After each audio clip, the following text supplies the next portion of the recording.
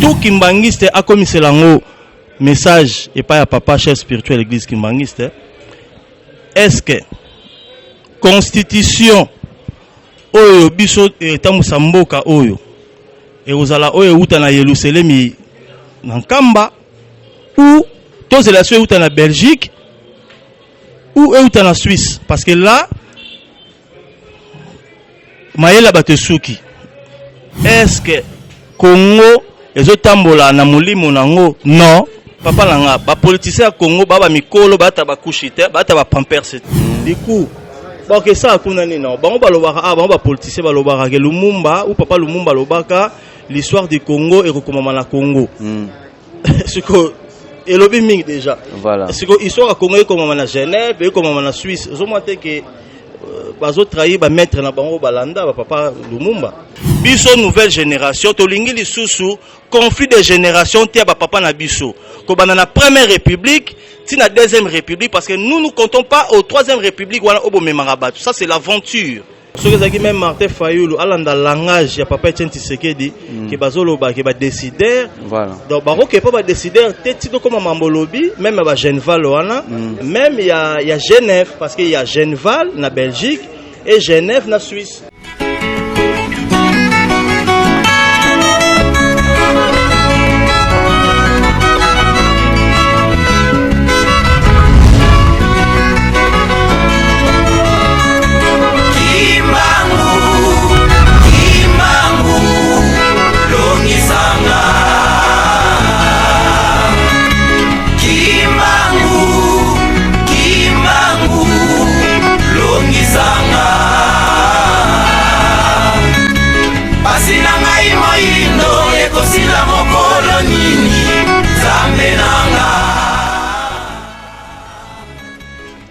Voilà mbote na bino balandi ya www.congokimbangu.tv.com o bosepelaka na émission le savoir ezalaka na biso esengo mingi soki tokoti na bandako na bino toujours wana pembeni ya koluka ko découvrir makambo yango masolo yango euti wapi nani aina yango ezali bongo ndeko na bino Jansi Makesa oyo azali bongo na présentation ya émission lelo na yambi bongo papa Mwanda Lumo encore pona ko solola kaka ko développer masolo yango ya mboka Congo toyeba mboka ngo ekobongela wapi parce que makambo ebele ezali ko boma mpe mboka na biso toyeba ko découvrir yango papa Mwanda toza na mbote papa Jansi Makesa boni na moyi nzamba azobatela kaka ndenge nini makambo ya MSK ndenge zotambola en tout cas MSK makambo zotambola bien depuis sortie officielle na biso le 24 avril 2019 à la Kinshasa, sous année là, commis délimité, na venu université numéro 7, l'événement les gars qui bien, du monde aux alaki, de l'exhibe image partout, dans les réseaux sociaux, na RTNC et puis de l'annexe suivi à Rossala Bémission, sous prendre à couper ça, importance il y a MSK, objectif nabiso sur le plan culturel. Et couper sa macasse na politique ya mboka na biso Congo na moment de traverser la transition pe banda depuis le 24 avril 1990. Ah oui bandeko ebele bazali komituna par rapport ya constitution oyo évaluation na yango ndenge nini bozwi likanisi wana ya koya na constitution oyo ya sika ekotambusa mboka. En fait tozwi likanisi ya un changement de la constitution ya mboka na biso pamba te tozana deux livres awa ndeko cameraman na ozwa yango constitution eza lokola arme ya mboka molimo ya mboka donc soki bozala molimo wa bien te mboka pe etambola bien te donc eza ba ka oyo batu o bazokanisa bongo lokola biso na MSK nga nazaka porte-parole président ya ali vice-président ya ali staff tout ya ali oyo tozwaki penza mwa temps na biso ko réfléchir d'ordre historique et prophétique. Il y a histoire à Mboka, na place de Uta, na place de Kobi, na place de Zokende. D'où tu as comme deux livres ya minene oyo ba congolais mi balé ba koma. Donc il y a deux évaristes na ba documents auto représentés bino. Donc moi oui ba livre le loyer, le lo ba livre mi balé. Donc en direct de Paris. Tous les deux livres touti na ngokuna donc na deux livres na biso oyo moko ezali ya ndeko oto bengi Évariste Boshab Ali, un scientifique, un Congolais Mounene Boyebiye, na mboka na biso oyo, akomaki livre na ye na 2013. Et bien qui na 2013 na mois de juin, ça fait au moins 5 ans yango oyo, livre wana elukele makambu. Makambu na ndenge nini po batu balobaki ke ye alingi ko aider ndeko Joseph Kabila na à modifier constitution, c'était pas ça. Ye asali kaka appel na bandeko ba congolais, surtout ya opposition à l'époque, que bozaki na raison ya kolobaki constitution oyo ezalaki malamu te, ezala lolenge na biso te, ezali dictat ya ba impérialiste, to ya ba décideur. Ndenge papa Etienne Tshisekedi ande koloba soko na poto abenga ba décideur. Mais soki Joseph Kabila awa atikali na mboka na bane wana tango azali na pouvoir azoloba tozoba injonction te ya ba décideur. Donc pour na biso na MSK tolobaki soki ezalaka que papa Etienne Tshisekedi na Joseph Kabila baza bon moko ba yede mboka na si le do na ba problème de zango te parce que o ya yebi ke baza ba décideur ba mindele ba occidentaux o ba cha mobulu o kuna le tozwa ba tozwa ba injonction te de sengaki force ba mi balé ba sangana po ba meka ko yede mboka mais c'était pas le cas to yebi ndenge ni ba problème leki bo kaninga ezaki karaté siko do moni quand même bana mi balé ba yokani Joseph Kabila na Félix Tshisekedi Tshilombo bayokani ti bakena ba élection makambo eleki malamu du coup ezo senga force batami balé pepe congolais afungola miso poto kende na banzela de la solution mboka. Donc nazongi na livre monsieur Évariste Boshab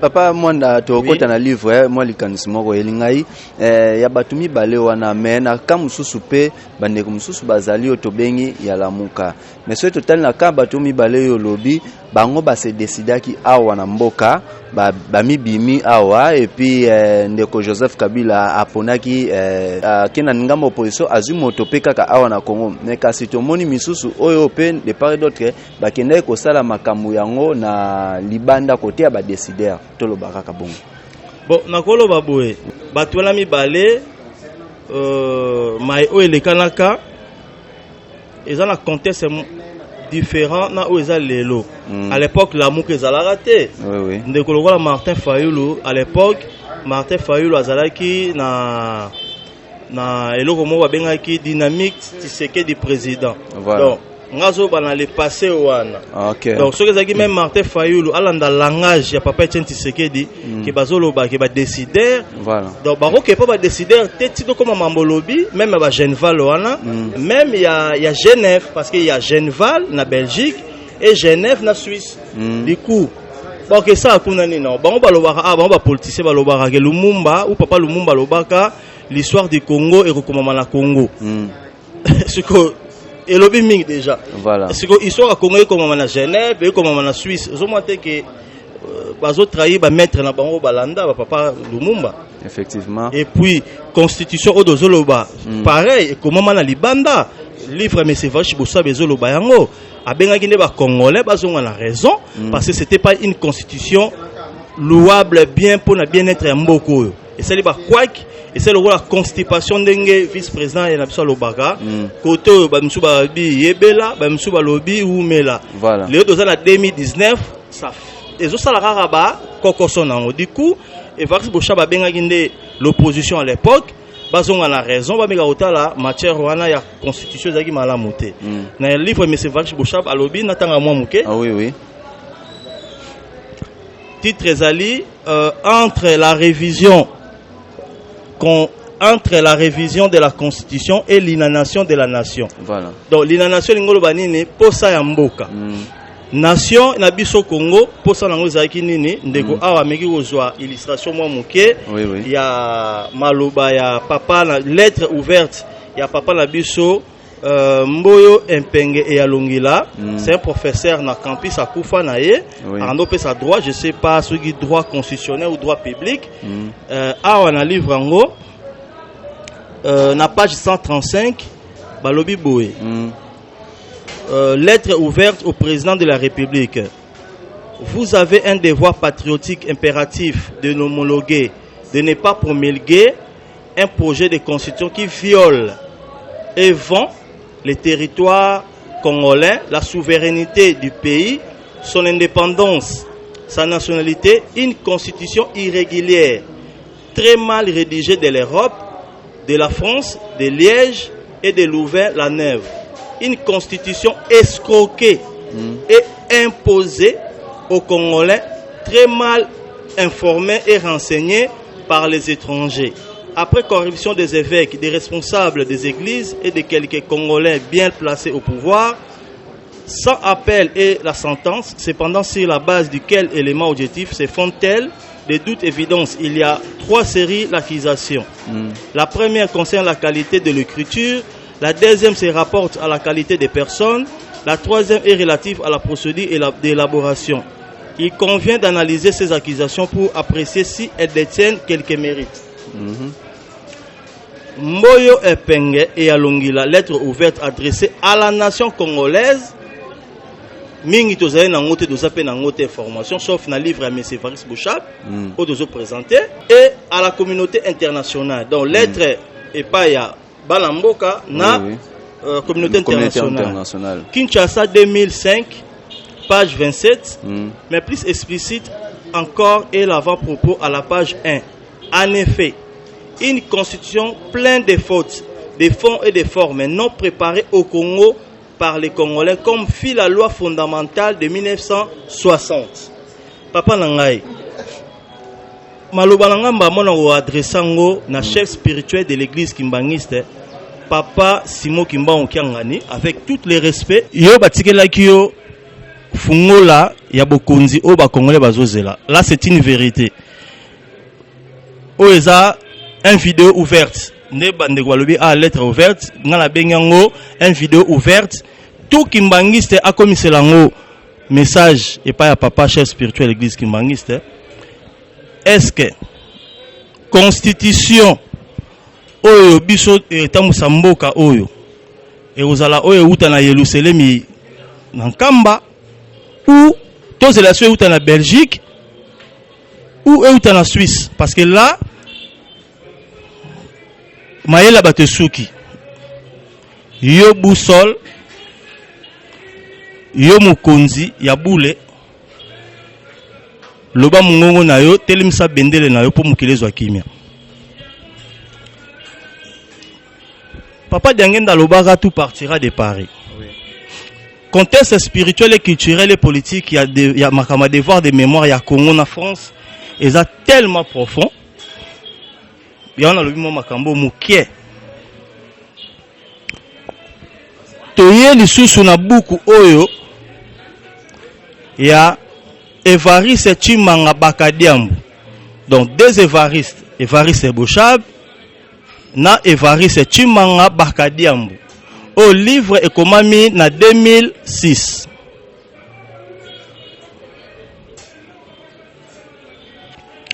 Titre livre yali Tshisekedi ou les combats pertinents pour libérer le Congo Zaïre. Question à l'IDPS.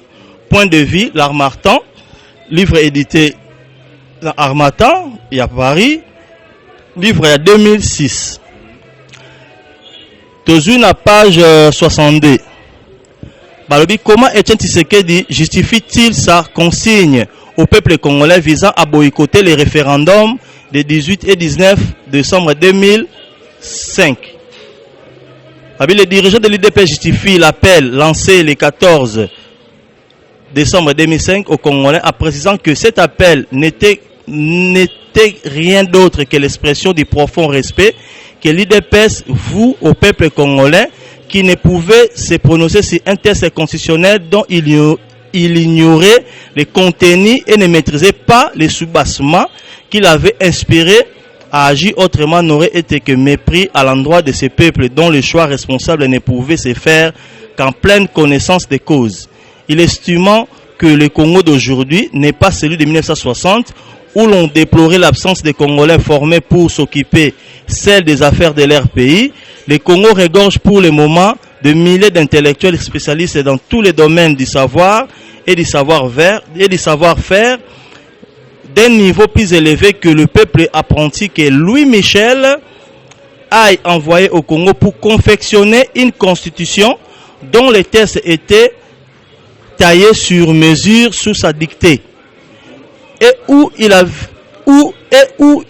fait sauter tous les obstacles virtuels, âge, niveau d'études, expérience professionnelle, statut militaire susceptible de bloquer la candidature de Joseph Kabila, et où il ajoute des clauses accordant des avantages à la Belgique tout en hypothéquant le patrimoine congolais et l'avenir du pays. C'est trop profond. Ça, c'est le livre il y a 2006. La déclaration IDPS, Namukonzi, Papa Etienne Tshisekedi, Balobi, la page 63, on sait qu'il y a eu une manipulation des résultats du référendum. Et maintenant que la fameuse constitution a été entérinée par la Cour suprême de justice, comment trouvez-vous son contenu? Les dirigeants de l'IDPS soulignent le fait que même certains occidentaux qui ont examiné attentivement la fameuse constitution, confectionnée avec le concours du commissaire Louis Michel, regrettent infiniment. C'est le cas par exemple du professeur Léon de Saint-Moulin, qui stigmatisant l'influence nocive des experts étrangers dans la rédaction de ces tests.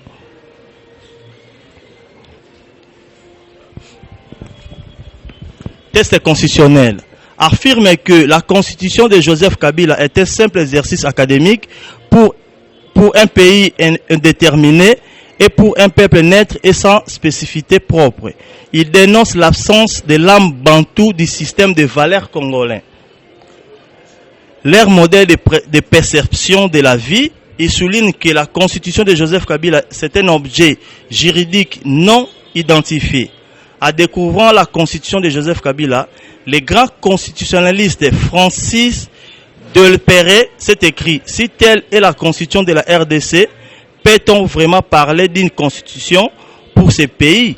Les dirigeants de l'IDPS, estimant que toutes ces réactions négatives leur donnent raison pour avoir refusé d'avaliser un tel document qui fait aujourd'hui la honte des Congolais, et constatent malheureusement que si la constitution qui a été soumise aux Congolais a été fabriquée par des experts belges. Maintenant, Awa Evariste Chimanga Bakadiambu 2006, Evariste Bochab 2013. Donc, Evariste Bochab avait raison. Il avait fait appel seulement au peuple congolais. Bazonga na raison. Bavanda basala makambo zaki pour l'avenir ya mboka. Donc la constitution oyo ndeko na biso Félix Tshisekedi a prêté serment, ce n'est pas une bonne constitution. Au pesa ogola une vidéo ouverte na présent na biso ndeko Etienne ndeko Félix Tshisekedi Chilombo ba base na ye batuloko ba papa Panzu Honoré, c'est un grand mutu ayebi ba test ya IDPS na ya mboka. Bomeka ko conseiller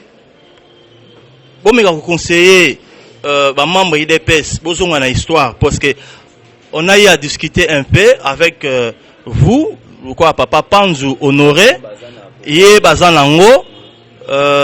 L'histoire c'est un pouvoir d'un peuple aussi. Bozonga na raison beaucoup ngoyo. Ba politicien lisusu livre monsieur Evariste Bochab yangoyo bozonga la raison. Le monsieur il avait raison. Il avait seulement parlé de l'histoire. Il a rien inventé ce monsieur papa Nabiso wana. Pareil au bakoma ya liboso Evariste Chimanga akoma na 2006. Donc tokota na connaissance ya koyeba makambo na biso de lobara ya mboka. Du coup ndeko, est-ce que Congo ezotambola na molimo nango? Non. Yango bokaka diaspora. Les mouvements combattants diaspora bana bilaka ingeta na Paris o ndeko Weranson azwaki. Je suis parmi les initiateurs ya mouvement wana ya makambo ingeta papa Kimbangu avec les prophéties ngandeko mwanda bato Paris boyebi. C'est un travail, c'était pas facile. Il y a informer les Congolais de 8000 km. Il y a motoyé à Wanamboka pour se communiquer na bande biso. Merci papa Mwanda.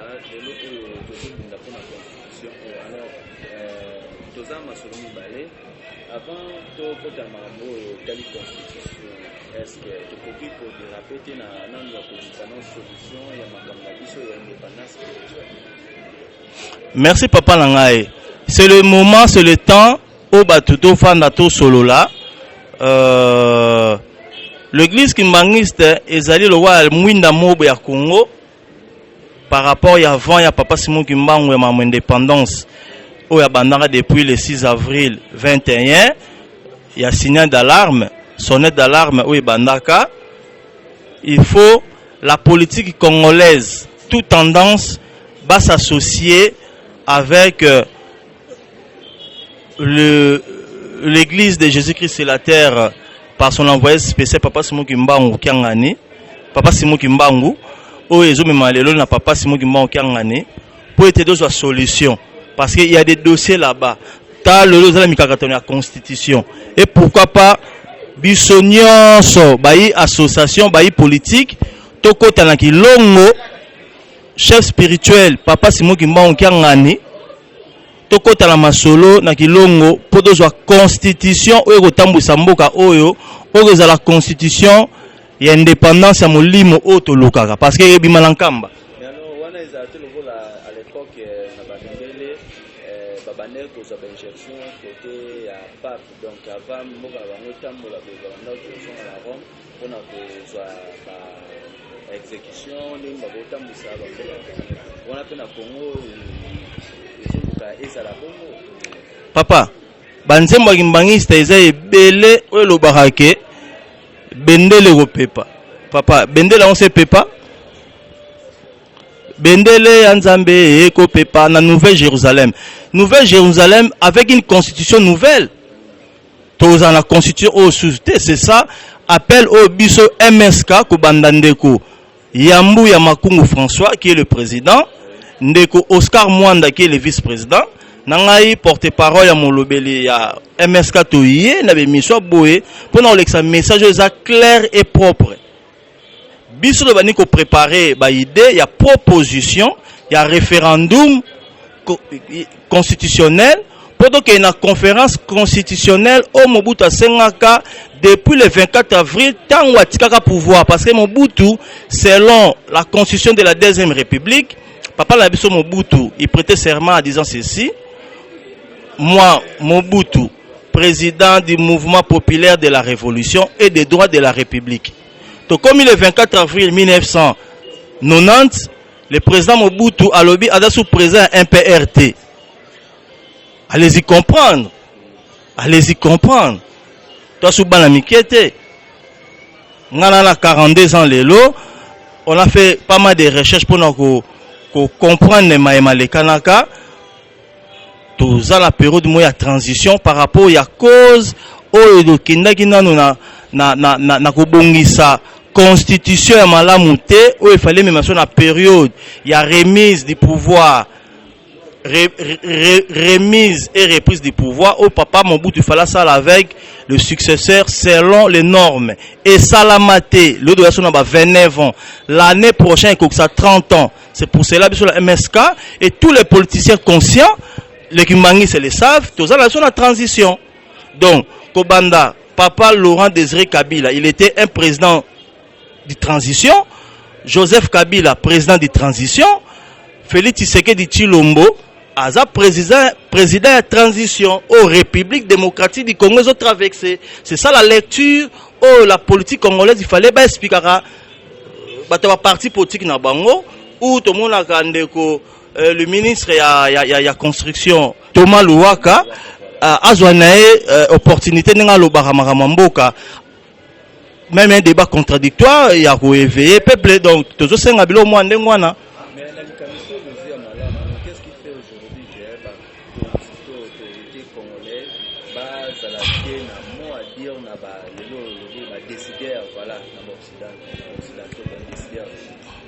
Papa Langa, les politiciens Congo, les mikolo, les couchite, les pampers. Et tous ils disent que Lumumba avait dit l'histoire ya Congo et comment na Congo. So bakina ba poto osani. Ngatem na pesa ba visa, ba msuba za ba identité, to ba député, il prend l'avion comme il veut. mais baké kuna bazo sabino pena Tshisekedi papa le père Etienne soka na poto azolo baké ayepa ba décider banani ba mindele wana ba occidentaux Joseph Kabila a azolo baké to zo ben jonction T ngatem na lobi ngo c'est l'histoire donc il a fallu bango mi balé balaksa force il y a redéfendre le peuple mais bandimi na bango ou ba combattant ou ba partisan ba parti na bango ils comprennent pas tous au moins exemple l'IDPS c'est un parti démocrate PPRD c'est un parti démocrate est-ce que bako en opposition à majorité parce que bazala même régime social démocrate c'est des bêtises c'est des erreurs parce que et tous ce sont des démocrates les États-Unis ça la bonté parce que bango bagé la démocratie parce que même famille n'a pas régime soi-disant il y a reluka baluka solution mboka et tous ce sont des démocrates comment ba démocrate PPRD na IDPS bando yo kanati et ça des erreurs politiques alors bato baza ko inflammer moto na mboka na biso ezaka ka bango boko ba autorité non ça des erreurs au moni on se complète mutu mo ta ebinyoso avec une immunité de zosenga na on extrapoler moi ba idée mususu ya likolo moi makanisi.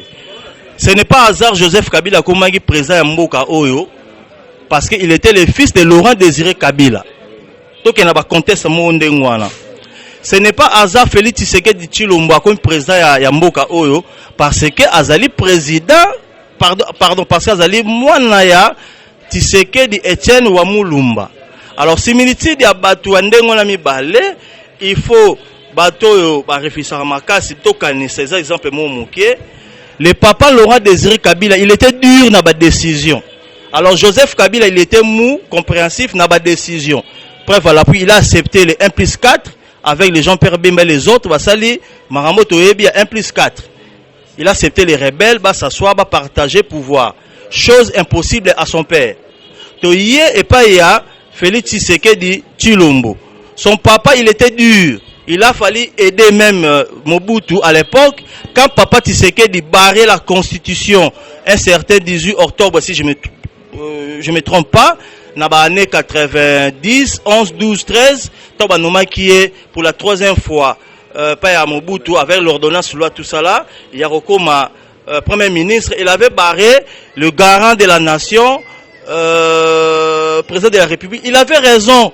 Mais il a fallu que Bakenae na bechelon moko o Mobutu appelle ça qui programme une constitution si après Bakena élection Mobutu a la remise et reprise na la personne a succédé mais chose salamate papa Marcel Yaou je sais pas porter parole il est na Bruxelles alors donc il y a une conférence souveraine est-ce que le pays n'était pas souverain ou pas parce que Toyo Kababi que point d'interrogation Mobutu selon les tests Balobi, il faut qu'il y ait une conférence constitutionnelle. L'opposition a dit qu'il y ait une conférence souveraine. Et comment il y a un tribunal na lingwala. Mobutu boye, aibaki, abona boye. Supposons-moi une idée. La Belgique, la traite négrière, l'esclavagisme, baïbi babomi des millions, plus de 30 millions de Congolais ou de Noirs en Afrique au Congo, to porter en place de l'Anda Bangote. Pourquoi entre Bino Bino Boka Nezalaraté? C'est la honte. Biso nouvelle génération, to lingi li susu, conflit de génération, tia ba papa na biso. Kobana na première république, ti na deuxième république, parce que nous comptons pas au troisième république, wala obo memarabat. Ça c'est l'aventure. Il faut dos zonga na histoire, dos dans la transition. Nous ne sommes pas à la troisième république, là, bah, jeune Kimbangiste, Ijiki, il y a toute tendance. C'est le grand moment, c'est le grand temps. Il y a Osunga, Mboka Oyo, pour Bendele wana toyo, Otoyemba la banzemo et Pepa. Voilà. Papa Mwanda, comment on a fait un programme il y a MSK et Monanga Yasuka, mémorandum constitutionnel au toujours préparé et ça n'a pas travail tous à cheval entre Potona Kisasa Poto Vanessa Makambo pour pas en informer tout ça la campagne de sensibilisation et d'information il y a un livre un grand témoin un sauveur du Congo moi je les appelle comme ça Évariste Bochab c'est un sauveur du Congo. À partir du livre au de cette étude, dans la recherche à Makasi poussée, on va travailler sur cet élément où ils opèrent sa force et courage Yako Memalikambo Tina Souka ya changement à constitution. Mais c'est Faris Bochaba qui révision, c'est une proposition aussi dans son livre scientifique, mais nous la MSK nous disons le changement de la constitution.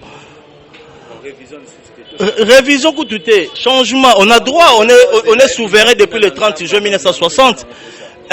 Donc quand Bande Souko fait son relève ma solo yango tout ça li appel oyo na message de lobby liboso et awa livre mi balé oyo ezaba pui na biso ezali livre Evariste Chimanga Bakadiambu Tshisekedi ou les combats pertinents pour libérer les Congo Zaïre. Question à l'IDPS. Donc, IDPS et Boyaka Constitution Oyo, Bozon a la raison, livre 2006. On va publier, partager cette information. C'est un boulot Yamakasi et aux abus au moins peut-être une année, 2 ans, to éviter. On est disposé, il y a aussi le travail oyo, il y a quoi informer peuple congolais, collègues à l'université, les églises, la conférence de presse partout. Donc, et là, nous sommes pena makasi pour besoin d'information oyo, bah tout bas côté la recherche koye bah constitution et la nini. Donc, to sengi na ba force vive nyesto ya politique. To sangana to kende na bomoko parce que papa Etienne Tshisekedi Mobutu papa Singauju to basalaka manifeste dans télé naneng Mobutu azora pouvoir c'était dû à quoi la démocratisation et le changement voulu par bato balingi ma démocratie parce qu'il y a un grand tome de ces pays de ces mondes un humaniste le nom au bato bayebi Papa Diangé Nankuntima, Alobaka, la démocratie, c'est un cadeau empoisonné pour les Africains. Yango to omuna yango, na ndenge nyoso.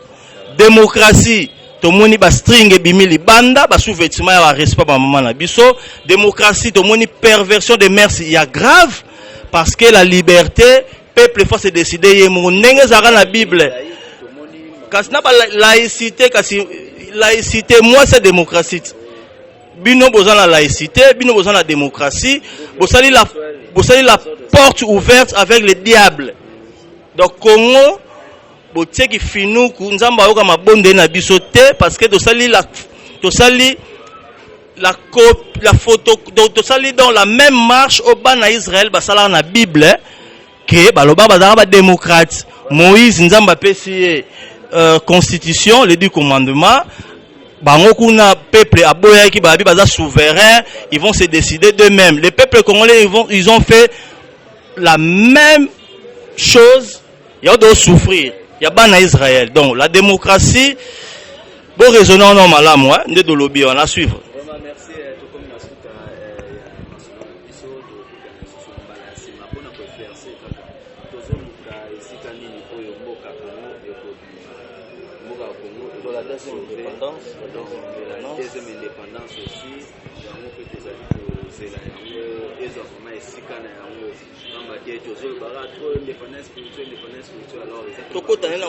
Ça passe par ces voici bandeonanga babenga bangunza ba spirituel ba politique c'est l'occasion l'indépendance spirituelle au doloba papa kimbanga lobaki ça passera pas na makamusu elega la constitution parce que tolobara ba misu tolobara ke il faut une église au sommet de l'état où l'attachement des agis MPR parti état il faut une église pour accompagner l'état na bisonné zara na France. La France royale, c'était le roi qui décidait par l'inspiration divine en passant par le Vatican. Il y a à la France, la fille aînée de l'église catholique. Alors la fille aînée du Congo, tout le grand